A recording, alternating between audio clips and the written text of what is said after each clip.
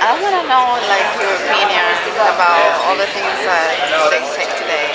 Well, first off, I know they didn't answer a whole bunch of people's questions, and they said clearly at the beginning that they were going to answer every question before they stopped the meeting. So that wasn't true, but that kind of goes along the line of what we've been living through for years and years in terms of information. One stunning thing I thought was finally the city admitted that 50% of the money is county money. So I hope that every news station and because they've been like denying it, clouding that up, 50% of this money to do whatever, whether using any of this $50 million is county money. And so, that's been kind of denied, obfuscated about for a long, long time. But for the first time tonight, Chris Balestra admitted 50% of the money is from the county. So that puts this whole project on a bigger scale. Many, far more county people, and there's a lot of people who don't want this project in the city. I would say probably it's 90% out in the county. And yet they keep just pushing it along and pushing it along. And you saw so many questions they didn't answer. The marina, I don't know. The aluminum panels, I don't know. We're still working on it.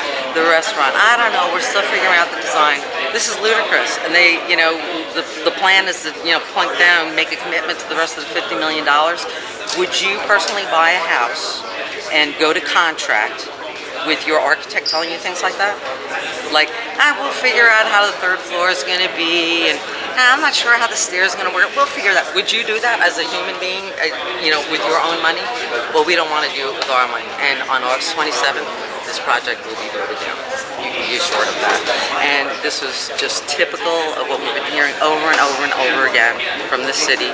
So many questions they couldn't answer because there is no answer. And by the way, I know for a fact, and if anyone backs it up, I'll give you the phone number of the regulator from the county.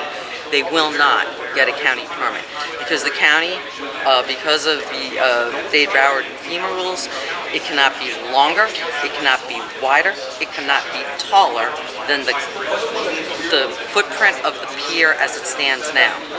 The lens is wider, longer, and taller. They will not get a county permit. You notice they said, oh, well, now we're working on just a demolition permit because they can't get a permit for the lens. So they shouldn't spend 1 red cent more of our money because they can't get a permit. And I'll tell you right now, the Army Corps of Engineers, part of their permitting process involves public interest. In other words, that is actually part of the entire Army Corps permitting process, regulatory process.